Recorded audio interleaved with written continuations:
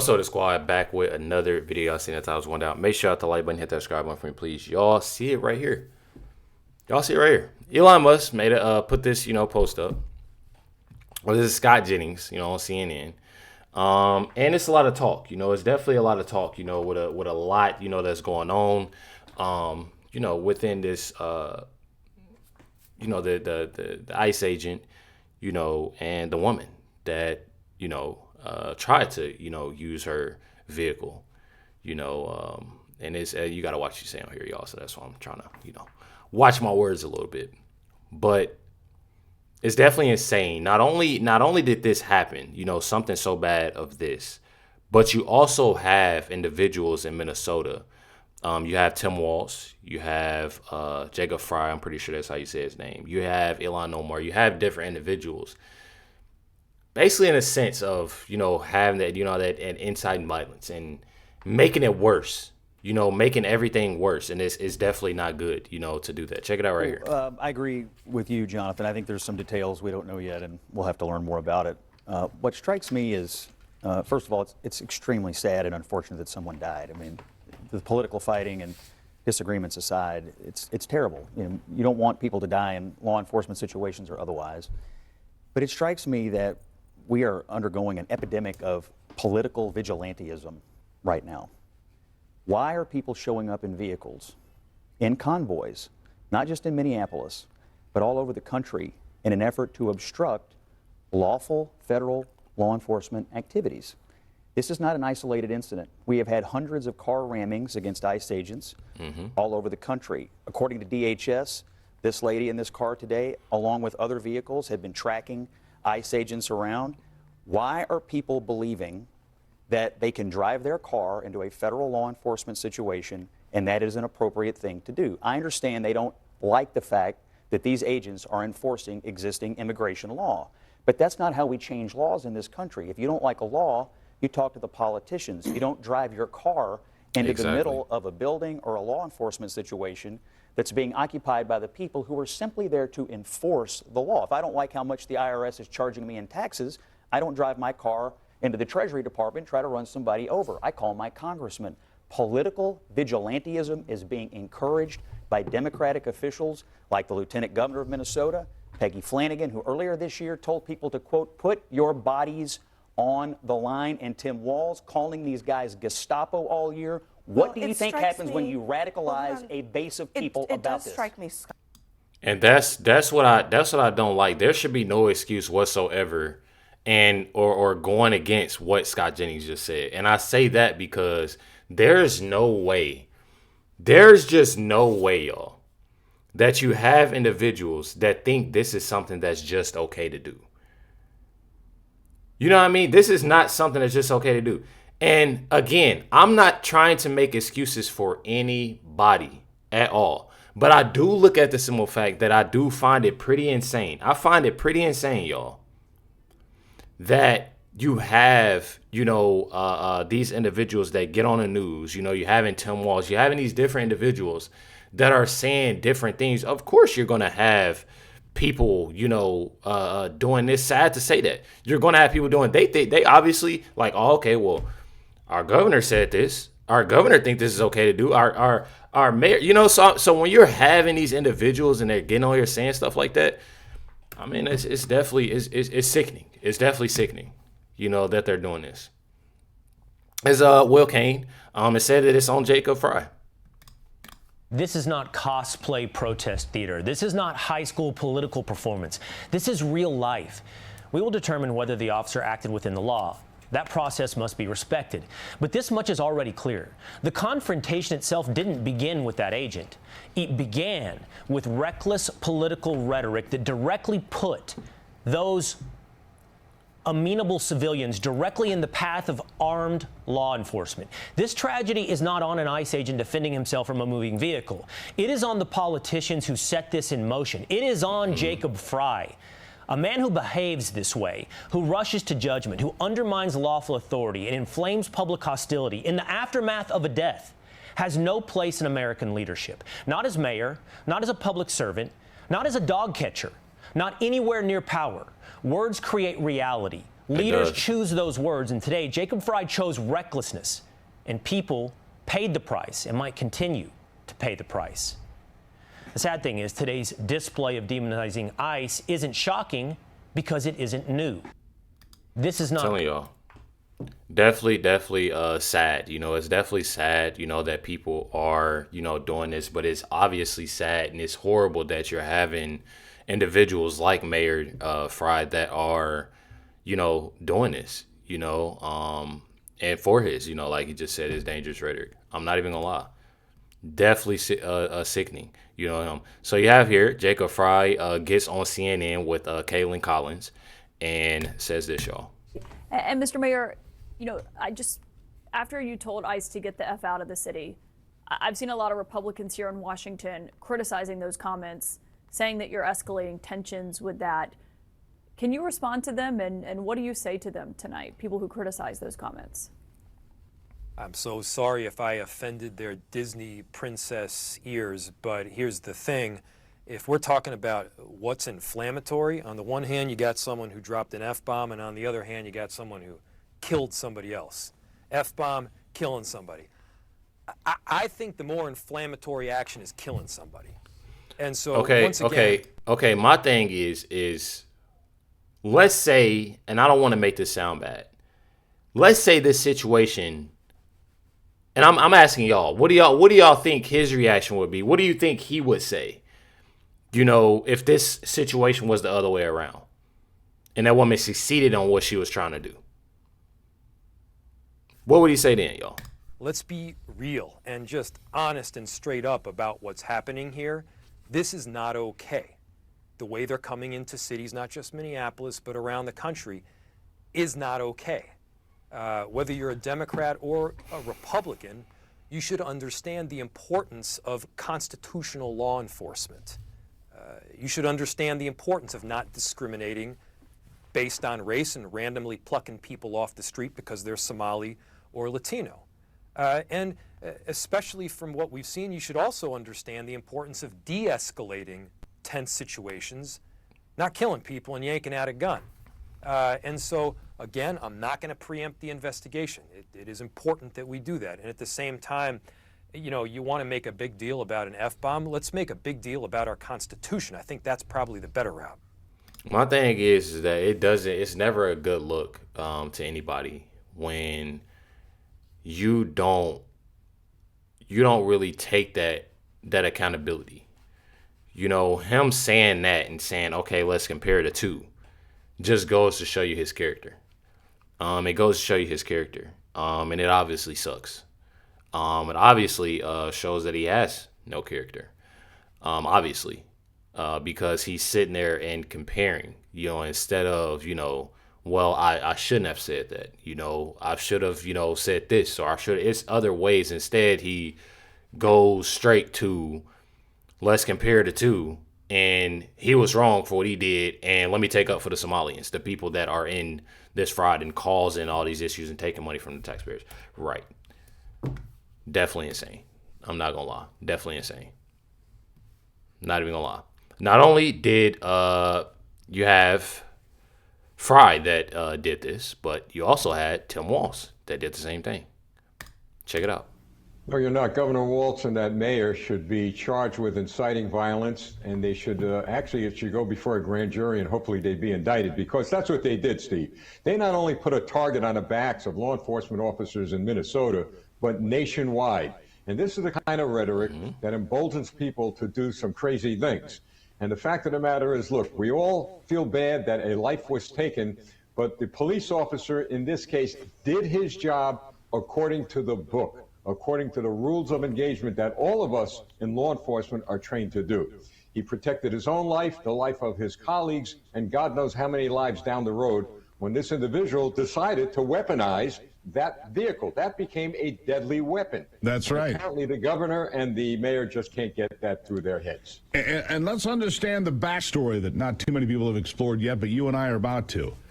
This 37-year-old woman who died, mother of three, she was leading this convoy. There was a swarm of agitators, of protesters, swarming these ICE agents throughout the streets of Minneapolis yesterday. She was the lead convoy car. They kept turning and blocking, and that's why in the video her. Okay, let me say this too. I don't want to make this sound bad whatsoever, because I said in my last video that, you know, I do pray for both of the families. I'm a child of God, and that's how I've always been. What I'm trying to figure out, if they're saying that she's a mother of three, in those situations, that's why it's very, very important to think about that. Thinking about the decisions that you make when you go into something so difficult like that. This is not the first time, I'm sure, that she has seen what protesters has done and what they're doing, you know, when it comes to these ICE agents. I know for a fact this isn't the first time. I know for a fact this is the first time. So for her to go and do that and cause all of that, why put yourself in that position? You got 3 kids.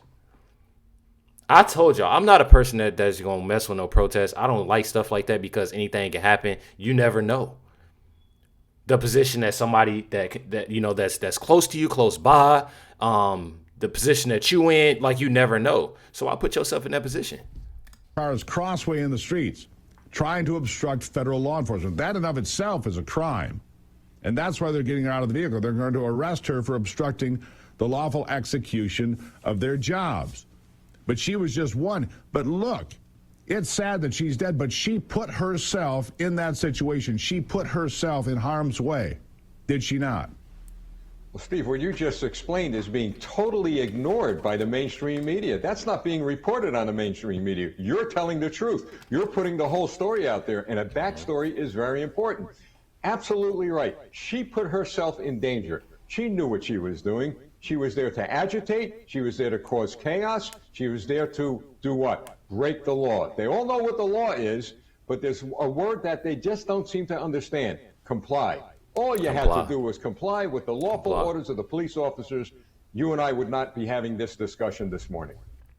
And that's exactly what I've been telling people from the get-go. Even before any of this, I've been telling people from the get-go. You know, I always tell people, you know, when it comes to my channel, that to respect, you know, police officers, because, and like I said, you know, for my safety, for your safety, you know, they say it all the time.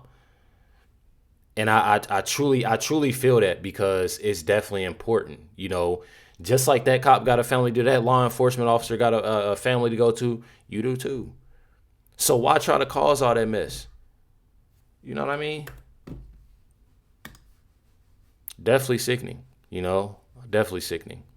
Says here, Tim claiming he'll deploy the National Guard against ICE is beyond reckless, very reckless. Other than my primary responsibility as governor is the protection of the people of Minnesota. And you can be assured, whether it's the State Patrol or whether it's the National Guard, their deployment is there to protect Minnesotans from whatever it is. If it's an act of nature, if it's a global pandemic, or in this case, if it is a rogue federal agent. I don't know at this time, and I want to be very careful. That's something that he should be very careful, because every time he speaks, and I love it. Keep him talking. He's not doing nothing making it worse for him. Deploying a National Guard, Minnesota National Guard, on ICE agents. Disgusting. I'm telling y'all.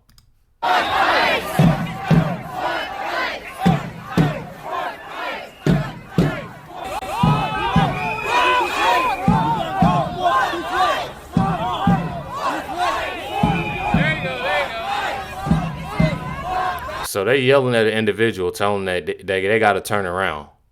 This is what they're thought, like this right here. Why block? Why are y'all in the road?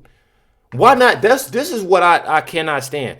If y'all protesting, why be in a road? Like, why can't y'all go on the sidewalk and do that so people can get to and from? Like, you never know. It can be an emergency. It can literally be an emergency in any situation. Any situation, man. I'm telling y'all, bro. Like, I don't know how I would act if I had to be in that situation where it was a situation for me, my kids, my girl, anybody, being in a position like that, and then everybody are being ignorant in the middle of the road, protesting about something that obviously shouldn't even really be protested about. If y'all want me to be 100 with y'all, it shouldn't even be protested about. It's sickening, very sickening. I'm not gonna lie. Says this DHS Secretary Kristi Noem delivers horrible news for Minnesota leadership. When it comes to enforcing federal law. You know, we've got thousands of officers there, and I'm not opposed to sending more if necessary to keep people safe. Y'all heard it right there. 11-second video. We got thousands of officers that are deployed, but we send more. We'll definitely send more. And that's just what she gonna do. Trust and believe. This Nancy Mace, literally saying that and calling him and saying that he's very dangerous and very reckless for what he said and what he's done. Check it out. The House Oversight Committee, meanwhile, is holding a hearing on the Minnesota fraud. This happened yesterday as Minnesota Congressman and House Majority Whip Tom Emmer warning that Governor Tim Walz could end up in handcuffs over his role in the alleged schemes. AG Pam Bondi also dispatching more federal prosecutors to the state to try and dig deeper into this potential misuse of federal funds. Congressman, what do you think went on here? Well, number one, we learned yesterday from the witnesses that Governor Walz knew about the fraud from the very beginning when he was sworn into office, may have obstructed it in the process. And I agree. I mean, if he knew about it, obstructed it, his administration did, Keith Ellison, et cetera, they should be investigated, put in handcuffs, thrown in a jail cell if they broke the law. I'm deeply concerned about his recklessness in other ways that might be criminal, including the warning order he issued to the Minnesota National Guard to come in potentially and take up arms against the federal government and ICE agents and the President of the United States. This is a dangerous guy. I agree with Vice President Vance that he should, too, resign. This is very dangerous what he's doing right now, whether we're talking about wasteful, fraudulent taxpayer dollars and the usage thereof, or violence against police officers and ICE agents. This guy is very dangerous and needs to not be governor. He needs to step down for the safety of America and the safety of Minnesotans. And how's it? I definitely feel that, the same way of thinking about that, definitely, because I feel like him speaking out and him, really in a sense of really not giving himself up, but giving himself up because he's caught. He's caught. He's obviously caught up in the fraud, that allegedly, y'all gotta say, that's caught up within a lot of things. So at this point, he's doing what the left usually, does, and that is to make things worse. Definitely make things worse. And it's definitely sickening that they're continue to do that. I'm telling y'all. Here is Anna Paulina Luna. Based on testimony, they have enough evidence to believe both Tim Walz and Keith Ellison were knowingly. When I tell y'all, I posted this in my last video. Keith Ellison and Tim Walz both knew. They both knew of this and what was going on. And it's definitely insane. Says, therefore, I have referred them both to DOJ for criminal charges. Check it out. Chair recognizes Ms. Luna. Thank you, Chairman Comer. Honorable Robbins, based on your record before your committee, when did Governor Walz first become aware of widespread fraud in Minnesota social service programs? I would assume that he has been aware of it since he ran for office for governor in 2018. By 2017, DHS investigators warned CCAP fraud could exceed 50%. What was that information elevated to the governor's office? Yes, there was an OLA report. Thank you, ma'am. By 2020, state officials knew feeding our future invoices were fraudulent. We know that payments continued to the AG's knowledge. Did they continue to the governor's knowledge as well? Yes. Attorney General Ellison agreed on tape to fight Minnesota's own Department of Human and Health Services in exchange for Somali political and financial support. In your personal opinion, do you believe it is a possibility that Governor Walz also made that personal deal, or that he at least knew about the Attorney General's agreement? I don't know. Okay. I don't want to rehash what you guys have spent hours answering. We know that there's a big issue with the fraud in Minnesota. So on a number of things, I'd first like to point out, thank you for being here today, but because of your testimony and because of some of the evidence that we've seen brought forward, as well as I'm sure the fact that this committee, I assume, at Chairman Comer's direction, will be soon subpoenaing AG Ellison, I would like to make criminal referrals regarding Governor Walz as well as AG Ellison. As you know, U.S. Code 371 and U.S. Code 2, which deals with criminalized conspiracies to defraud the United States and establishes liability for individuals who knowingly aid or abet the commission of federal offense, includes willful blindness or deliberate inaction where duties to act exist. So I will be referring them later on today. In other words, cooked. I mean, and that's just being real. Cooked. And I say that because y'all definitely see on how bad, it's getting. You have a situation where we talked about it at first. We talked about it, and things, I believe that, you got all these Somalians, and then boom, Nick Shirley goes. And he's exposing more. And he's actually having and putting out, information and having, individuals constantly, posting and posting, Nick Shirley and saying this and saying that. Then you got the individuals that Nick Shirley is talking to, and they lying and saying, so then not only that, you're having, okay, you got more ICE agents there. You got this, you got that. You having more independent journalists that's going to do the same thing. Then you have independent journalists, getting on X, getting on YouTube, getting on TikTok. You got it, and it's getting bigger. Now they're finding evidence. Now they're putting. I'm telling y'all, it's getting fire. It's definitely getting fire. Said you got Nick Shirley said Kamala Harris chose Tim Walz because he was the most corrupt. I'm telling y'all, check it out. You know what's interesting about Tim Walz? Why do you think Kamala Harris chose Tim Walz? Nobody knew who he was before. Why? That is interesting. The first day he's chosen. I'm not gonna lie. Before he starts, I'm gonna back it up so y'all can y'all be like, oh, Recklezz, you interrupted. When Nick Shirley just said that, it came to my mind. When Tim Walz was picked, I don't know. I'm gonna try to find a video for y'all. I'm gonna try to find a video. It was around the first time, as soon as he got picked, when Kamala picked him. I said myself, I don't know, like, who is this? Like y'all had to realize it was different people that they were saying, oh, she might pick this, she might pick this person, she might pick this person. When she picked Tim Walz, I was like, bro, like, who is this? Why did she pick him? And now it all makes sense. It's crazy. That's interesting. The first day he's chosen, he raises the most amount of money than any other candidate in history. I think it's over $35 million he raised for the campaign within just a day of being selected to become the vice president. And now we know all this fraud's happening. How did Tim Walz, he used to be a high school football coach, he's not even from Minnesota, he's from Nebraska. How was he able to raise the most amount of money? That's great. Do you think the Somalians were... Salim just laughing. 100%. It had to be some sort of fraud. Milk boys. Hey, I'm not gonna lie. I'm probably not the first person that said this. I'm not gonna lie. If y'all can do me a big favor, y'all. Put in Milk Boys. Send them this video. Say Milk Boys. Don't forget, y'all. I'm gonna say this at the end of the video. Say Milk Boys is Milk Boys on Instagram. Send it to their Twitter. Tag them in this video. Or just say Recklezz on YouTube said to make a video of them going to Minnesota and make a video in Minnesota within these daycares.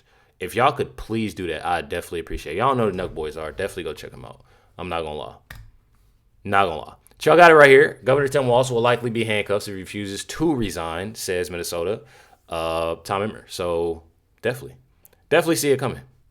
Pause. But not gonna lie. Definitely make sure y'all do that. It's Nelk Boys, NELK.